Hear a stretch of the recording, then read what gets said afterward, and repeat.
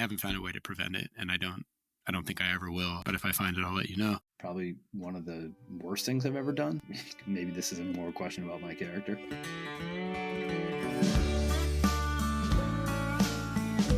What is up, everybody?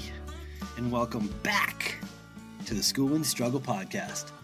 My name is Pete, and I'm here with my co-host Todd, and it is our belief that the only guarantee in life is that we're all going to struggle, and how we choose to embrace our struggles is what empowers us to be the best versions of ourselves. So with that said, we're going to launch into tonight's conversation. Before we do that, I want to give a big what's up to my boy Todd. What is going on, Todd? What's happening, Peter? I'm trying to spin some new "What's up, Peter?" So we'll see how that goes. It's fun for me. Little background there. When I was editing the last episode, I sent Todd a text that said, "Your What's Up, Peter" was my favorite one so far. So now I got a trumpet. T Shackles. These are great. Now, there's nothing much going on. I usually give a weather report, so I'll go for a weather report. It's been raining like crazy. That's it. That's Washington's weather. Alas, the wet season is upon us. So we have a little bit of a different type of episode this evening. I've mentioned in the past an amazing student in my school named John C., quite possibly the biggest fan of the podcast. No offense to my mom, but John has been listening to every episode with bated breath and open ears. And one day he came to me and said, "Hey, Mr. D, would you be willing to answer some questions that I have for you and Todd?" And I think this was inspired by the 5x5 format that we did a couple episodes ago. And I said to him, yeah, I'd be happy. And I know Todd would be psyched to answer any questions you have. So he gave me like a handmade folded up envelope the other day. Almost reminded me of like the way we used to fold paper to make footballs back in the day to play on the table when there was like a substitute teacher in class. I can see Todd using his fingers right now to make uprights to kick the football through, little paper football. So I have this envelope and I'm going to open it up and we're going to read John C.'s questions. We're going to go through them one at a time. I'm not quite sure how long they're going to take, but I'm psyched to do it. Let's do this. So here I have the envelope. Oh man, they're all in different pieces of paper. Oh, he knew.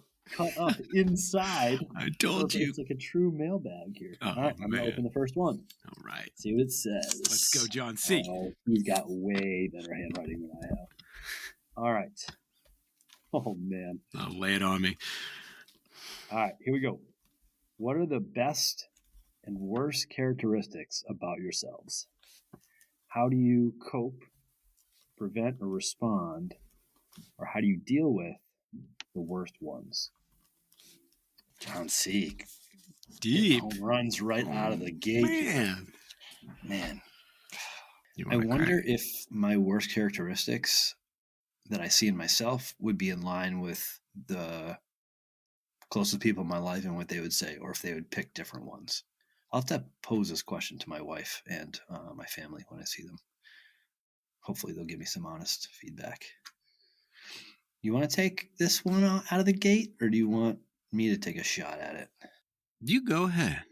It's a deep one. That's a deep one. It's a very deep one. Yeah. It's a very deep one. Well, just so I have it clear, what's the best and worst characteristics? So one of each, let's just say. Sure. How do you cope, respond, and what else? Or prevent. Your worst ones. All right. What I've been striving for in my life and what I'm hoping to be one of my better characteristics as I continue to hopefully get better is I really and truly want to see the best in every person with whom I interact. Not just giving someone the benefit of the doubt, but I want to see the best version of that person in my mind when I'm interacting with that person, when I'm thinking about that person. And that's something that I'm striving for. And I feel like over definitely the last couple of decades, and even the last couple of years, that I've definitely made strides there. I'm working hard not to let other people's thoughts, opinions, and words influence the way that I view somebody. And one of the kind of half joking quotes or sayings that I say to my students often is, I will not judge you and I'll support you unconditionally unless you hurt my wife or my daughter. So this, oh, Mr. D, I did this. You're going to be so upset. I said, truly, I won't be upset because you are just living your life and learning as best you can. And I am striving to see the best in you. So unless you hurt my wife or my daughter, there's nothing you can do or say that's going to change the way that I see you. And I'm going to see you in the best possible light that I can. So I don't know if that is one of my best characteristics. I don't even know if I'm completely successful there. Well, I know I'm not completely successful there, but I do feel like I'm improving. And I feel like anytime we're improving on something, we're successful. And anytime we stop trying, that's the only time that we approach failure. So seeing the best in people is something that I'm striving to do. And that's both people that I know and people that I don't know. It's hard. It's hard, but it leads me to a more fulfilling day when I'm striving to see the best in people rather than the opposite. So I'm going to pass it off to you for your best. I'll do my best. Well, I'll try anyways. It's a deep question, and it's fun to ponder. So thank you, John C. When I was listening to you, I was looking at the word character, and I wondered, character is such a weird thing to think about internally for me, because I believe that although I have an idea of what my character traits are, it kind of doesn't matter, because to me, it's how it falls to other people, how other people interpret the way I respond or react, to go back to a different show.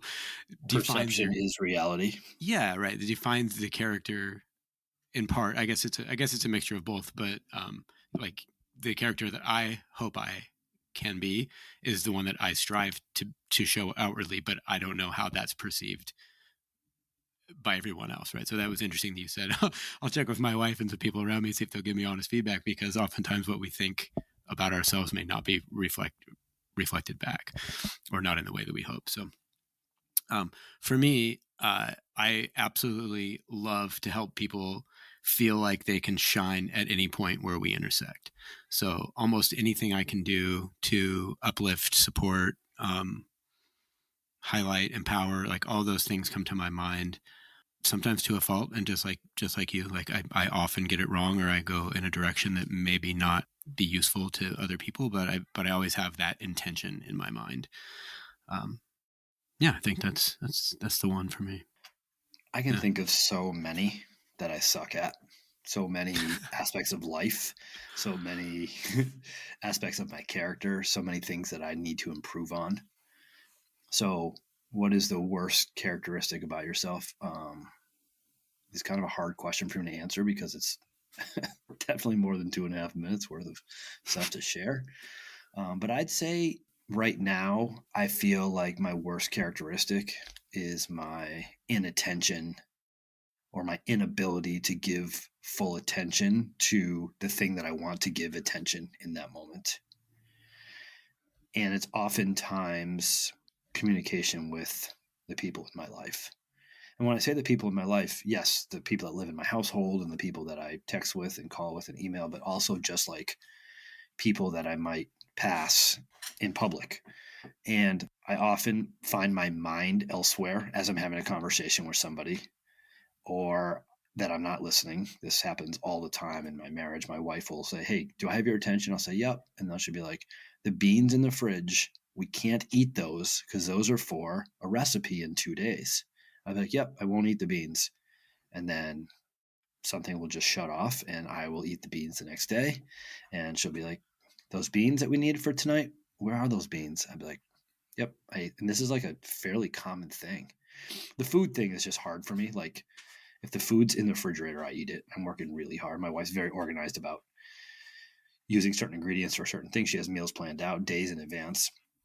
So that's just one example. But I also feel like whenever I'm talking to somebody, I feel like I'm consuming their time, and they'd be better off with their time if I like left the conversation early. Like, I want to be the guy that leaves the conversation early, then is the one that's like, people are like, "Oh my gosh, like, when is this guy going to stop talking?"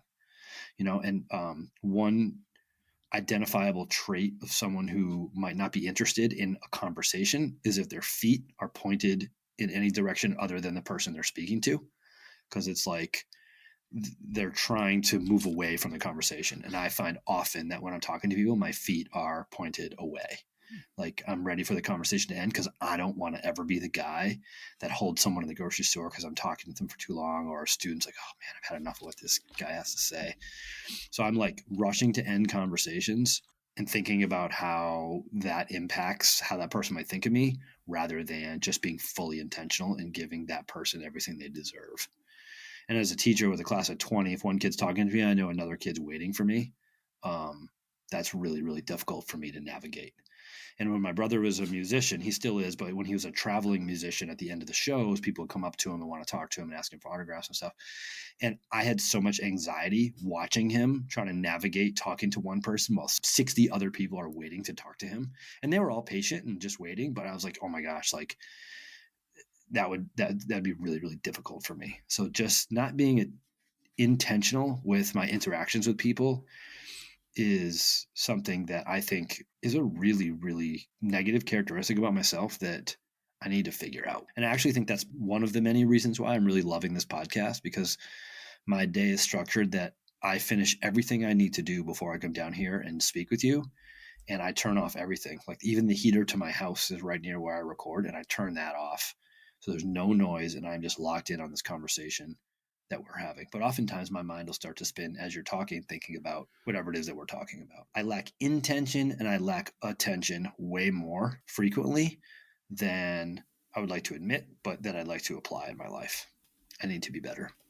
There's a thing called mindfulness that's keep you away from those beans, buddy. That was great, Peter. I swear, every day we do this, I get to know Peter a little bit better. And it's so funny because way back when in that school, I was like, I wonder if this Peter guy is going to be like when I get there. And it's just unfolded so awesomely. I just want to thank you for that. It's really cool. We were talking before the show started about how awesome Mondays are and how they fill us both up. And yeah, it just strikes me sometimes. And so thank you very much. Thanks for having me. Appreciate the invite. Thanks for starting this podcast, finally. I jump in too soon and too often with people that I'm close to, especially my family.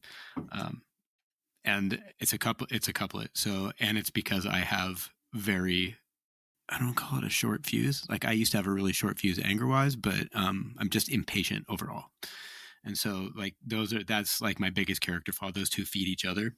Like when I think about, the fleet of cars I often talk about, my Rylan, my middle son's son or his friend came over the other day, and we worked on his truck for 2 days, and I didn't once lose my mind or lose my patience in there. But if it would have been my own kids, you better believe I would have walked out of that garage a couple hours into it, right? So, and that kind of goes back to the same thing I talked about before about how it's interesting how I can treat other people with this buffer of respect and patience and all these other things that I see as negative character flaws or inadequacies in myself.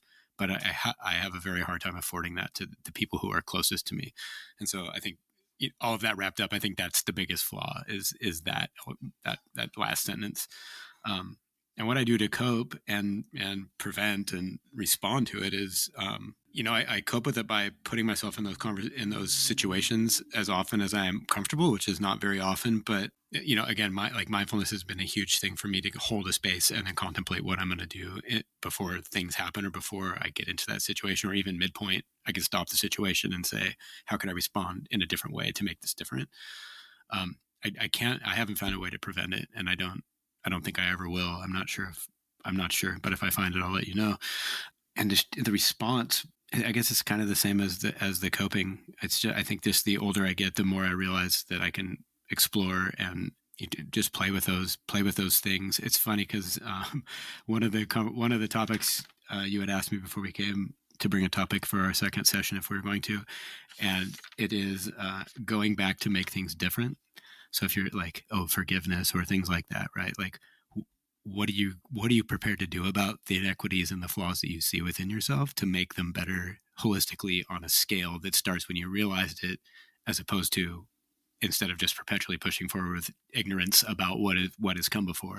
I think it's a very interesting topic to talk about. So yeah, that's my answer. Well, as you were responding, I realized that I didn't mention anything about how I prevent it or cope with it or try to improve upon it. And so mindfulness is something that I'm intentionally working on. Every night before I go to bed, I do a meditation practice. And it's cool the way the book is set up because it doesn't put pressure on you to free your mind. It just shows you how to cope with and deal with those thoughts. I also am a horrible multitasker. So if something is really important that I know that I need to hear, I'll try not to do anything. Like I can't do dishes and have a conversation, or I can't sweep and have a conversation. So I have to turn all my attention to my wife, listen with every ounce of my being, and then repeat back to her what it is that I need to know. And I found that works really, really well. Also, with the mindfulness piece, part of the practice is taking a moment each day just to recognize everything about a certain thing that you choose to be mindful about. Can be like brushing your teeth. What is it that you're noticing about brushing your teeth? The feeling of the toothbrush, the sound, all the senses, and just being mindful about different things and practicing in those situations so that when it's time to have a conversation with someone, I can be mindful about that conversation. So I am working on it, and those are some of the tactical things that I'm using to try to be better. Nice. Cool. Maybe we should just do all these questions in two episodes. All right. Next question. Oh man. I can't even wait. So when I told someone that a student was asking questions, they're like, "Oh, are the questions appropriate?" And because of what I know about John C., I know that the questions are appropriate. The big question is, are my answers going to be appropriate? And I won't be able to give the most realistic response to this because it's just not appropriate, but I'll come up with something. What is the most interesting thing that you've ever witnessed at a party? Like a birthday party? Maybe that's a deep one, John C. So I went to Daytona Beach for spring break 3 years in a row. And the stuff that you see there in public would be X-rated anywhere else. So I have mountains of stories from spring break. I have mountains of stories from my crazy college buddies. I have mountains of stories from my crazy high school friends. I have crazy stories from traveling through whatever I've done, 46 states and 20-something, 30 countries on a shoestring. But when I read the question, the first thing that jumped out to me was I was, I think, a junior in college, and we were at an outdoor party that had a campfire and a pond, and we were all camping around this campfire. Or sorry, we were all camping in tents around the pond, and the campfire. And there was a lot of intoxicated human beings in the space. And one of my buddies was completely passed out to the world, just laying on his belly in the grass. And absolutely not one of my proudest moments. Probably one of the worst things I've ever done. So we can tie this in, I guess. Maybe this is more a question about my character. And I thought it would be funny to take this inebriated human being, put him in a rowboat, push a rowboat out in the middle of the pond. I don't know if you've ever seen the movie Meatballs, but they put someone on a raft, and they wake up in the morning and they're in the middle of a pond. It's really funny. And I thought that would be funny. So we put him in a rowboat and pushed him out in the middle of the pond. And as soon as the boat left the edge of the water, I knew it was a bad idea. And just watching the boat kind of glide out into the middle of this pond, something just felt wrong in my stomach, like sick really quickly. And sure enough, he rolled over in the boat, and the boat flipped over on top of him. So now the boat was completely upside down, and he was somewhere under the water. And I was taking my sneakers off to get ready to jump in, and I had no idea how deep the pond was, but I I was really worried that he was going to die. Like, I thought we'd killed him. And I was picturing, like, all this flashed in my mind in like 4 seconds. Like, I'm going to jail for the rest of my life. Like, we killed someone. Like, this is the worst thing. And this dude stands up in the middle of the pond next to the boat. Thank God the pond was only like 3 feet deep in the middle. He stood up and he had no clue what was going on. He just stood there next to this boat. I don't know for how long, and eventually walked his way to the edge of the other side of the pond, away from where we all were, and just sat down on the edge of the pond and put his head in his hands and just sulked. Yeah, so that was a really, really bad decision on many people's part, mine including, because we almost that pond was deeper than his head. I don't know that he would have made it, which is really crazy to think.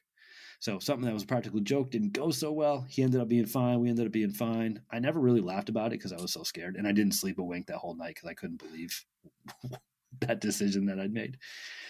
And for those who listen to the podcast in the past, they know that I've never had a sip of alcohol in my life. So I was completely sober. So I can't even like blame it on being intoxicated, that bad decision.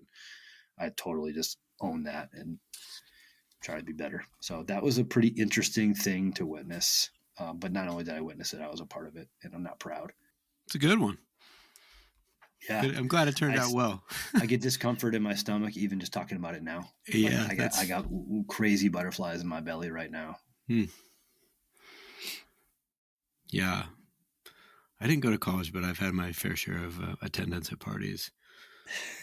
It's strange what came up for me, though. It was, what was the question? The most interesting thing you've ever seen at a party? That's how the question is worded. Yeah. So it was interesting only in context that now I think back and wonder why I thought it was interesting. But we were, it was high school, probably sophomore year of high school. And by then I was partying pretty good. And we were going out to this lake that's, 50 miles south here, which was then the middle of nowhere. And a bunch of people from school are going to get together and just have, just going to get together, drink a bunch of beer in the middle of nowhere and have a bonfire. And there was a guy who went to school with, I cannot remember his real name, but we called him Paco.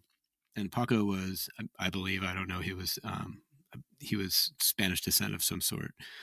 And we got there and multiple people had trucks and they were bringing pallets and all kinds of scrap wood that they could find, wherever their home or on the way there. And eventually we realized that nobody brought paper or nobody brought anything to start a fire. Like, there's no gasoline or there's typical things, to start this huge pallet fire.